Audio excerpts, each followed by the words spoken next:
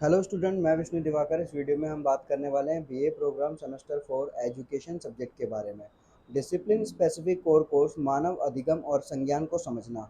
तो इसके लिए बहुत सारे स्टूडेंट्स की रिक्वेस्ट आ रही थी कि सर जो है एजुकेशन की वीडियो बना दीजिए। तो लास्ट टाइम जो अभी मैंने वीडियो अपलोड की थी तो वो आपको पता होगा कि यूनिट नंबर थर्ड से यूनिट नंबर सेकंड से जीन पियाजे वाला जो संज्ञानात्मक विकास का सिद्धांत है ये हमने कवर किया था लेसन नंबर 4। आज की वीडियो में हम बात करने वाले हैं यूनिट नंबर 1 में लेसन नंबर 1 प्रमुख संज्ञानात्मक प्रक्रिया चिंतन ध्यान और समस्या समाधान। तो एक चिंतन वाला क्वेश्चन आएगा, आपका ध्यान वाला क्वेश्चन आएगा और समस्या समाधान वाला क्वेश्चन आएगा। तो तीनों क्वेश्चन यहाँ पर जो है हम लोग कवर करने वाले हैं। तो चलिए वीडियो को स्टार्ट करते हैं देरी ना करते हुए। सबसे पहले हम लेसन के बारे में समझ लेते हैं कि लेसन क्या है। तो अध्याय 1 में बताया गया है कि प्रमुख संज्ञानात्मक प्रक्रियाएं जो भी हैं चिंतन ध्यान और समस्या समाधान, तो ये तीन चीज़ें यहाँ पर बताई गई हैं। तो यहाँ पर देखो, सबसे पहले हम इसका एक इंट्रो ले लेते हैं कि चिंतन धारणा ध्यान स्मृति भाषा और समस्या समाधान जैसी संज्ञानात्मक प्रक्रियाओं को कुछ ऐसी प्रमुख विशेषताएं माना जा सकता है जो मानव को अन्य प्रजातियों से अलग करती है। अगर हम बात करें, देखो एक जानवर है और एक मनुष्य है। तो जानवर जो है वो किसी चीज़ का चिंतन धारणा ध्यान स्मृति भाषा ये समस्या समाधान ये सारी चीज़ें प्रक्रियाएं नहीं कर सकता है, परंतु मनुष्य कर सकता है। तो इस वजह से जो है मानव जो है वो अन्य प्रजातियों से बिल्कुल अलग है। ऐसी बहुत सी चीज़ें हैं जो संज्ञानात्मक प्रक्रिया के परिणाम के रूप में देखी जा सकती है, जैसे कि अच्छी कविता कहानी पेंटिंग भवन कंप्यूटर रोबोट इत्यादि। सामान्य रूप से सोच तर्क और समस्या समाधान जैसी संज्ञानात्मक प्रक्रियाओं द्वारा व्यक्ति या समाज के सामने आने वाली चुनौतियों और समस्याओं का भी समाधान किया जाता है।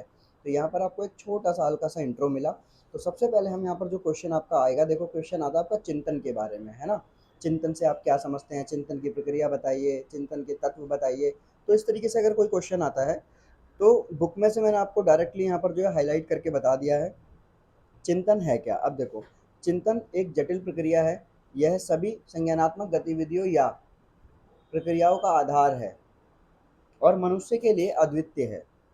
इसमें परिवेश से प्राप्त सूचनाओं में हेर-फेर और विश्लेषण शामिल होता है। चिंतन जो प्रक्रिया है वो एक जटिल प्रक्रिया मानी गई है और इस प्रक्रिया के अंदर बताया गया है कि सभी संज्ञानात्मक गतिविधियों और प्रक्रियाओं का जो आधार इसमें जुड़ा हुआ है। इसमें जो परिवेश है, परिवेश यानी कि जो वातावरण है आसपास का, इससे प्राप्त जितनी भी इंफॉर्मेशन होती हैं, सूचनाएं होती हैं, उसके उलट-फेरी यानी कि उसका हेर-फेर और विश्लेषण इसके अंदर शामिल होता है।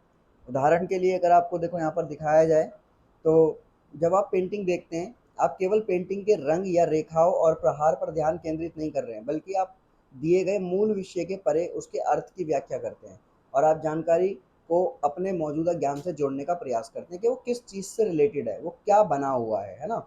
तो चिंतन को समस्या सुलझाने के व्यवहार के रूप में भी जाना जाता है। चिंतन का मतलब क्या है कि कोई समस्या है और आप उस पे क्या कर रहे हो, चिंतन कर रहे हो।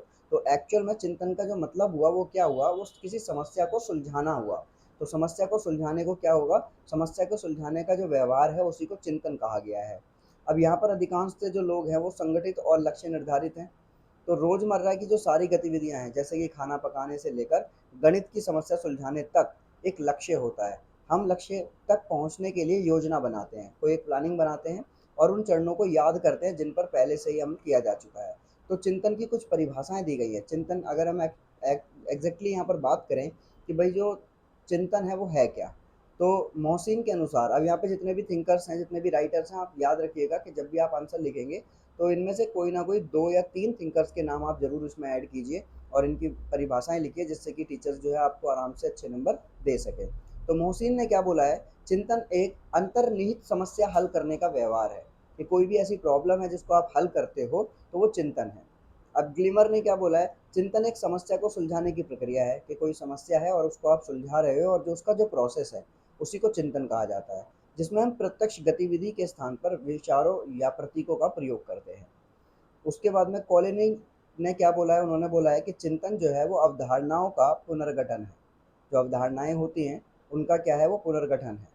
अब वुडवर्थ के अनुसार उन्होंने भी अलग अलग तरीके से बताया। उन्होंने बोला कि चिंतन एक जो है समस्या का समाधान खोजने के लिए मानसिक अन्वेषण है, यानी कि एक मानसिक चीज़ है जो कि अगर हम बात करें कोई भी समस्या है तो उसका समाधान खोजने के लिए जो किया गया विचार है, जो की गई प्रक्रिया है, वो सब चिंतन कहलाती है।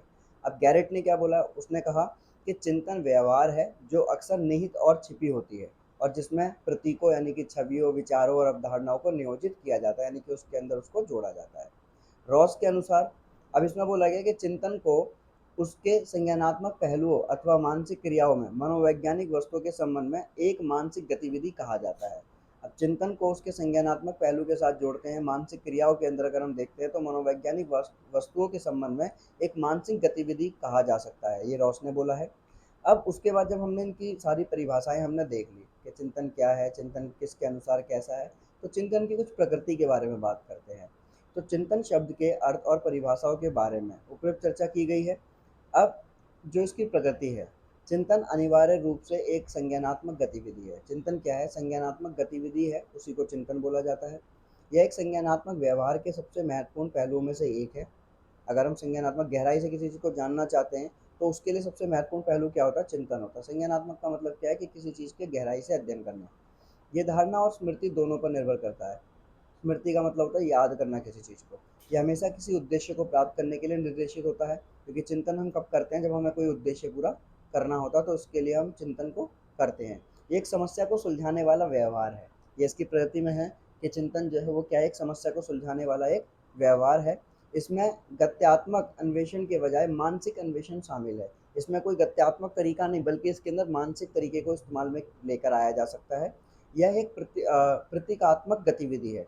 ये क्या है? एक प्रतीकात्मक गतिविधि है और यह समय और स्थान की अवधि में तुरंत स्थानांतरित कर सकता है। और ये जो चिंतन है ना, वो समय और स्थान, जैसे अगर मेरे को बात करनी है कि भाई मैं 2014 की बात कर रहा हूँ, तो मैं डायरेक्ट वहाँ पहुँच जाऊँगा, है ना। तो ये क्या होगा? ये समय और स्थान की अवधि के अंदर तुरंत स्थानांतरित, यानी कि एक जगह से दूसरी जगह पर कर सकता है। इसमें परीक्षण और त्रुटि, विश्लेषण तथा संश्लेषण, दूरदर्शिता और स्पष्ट दृष्टि शामिल है। इसके अंदर जो है कमी, इसके अंदर जो है विश्लेषण, किसी चीज़ का संश्लेषण करना, दूरदर्शिता रखना, सब कुछ इसके अंदर शामिल है। ये दिवास्वप्न और कल्पना से अलग है। अगर हम बात करें कि कोई भाई चिंतन का मतलब कोई संकल्पना है या फिर कोई कल्पना है, तो ऐसा कुछ नहीं है, स्वप्न है। बल्कि चिंतन एक अलग ही प्रक्रिया है जो कि इन सब चीज़ों से बिल्कुल अलग है।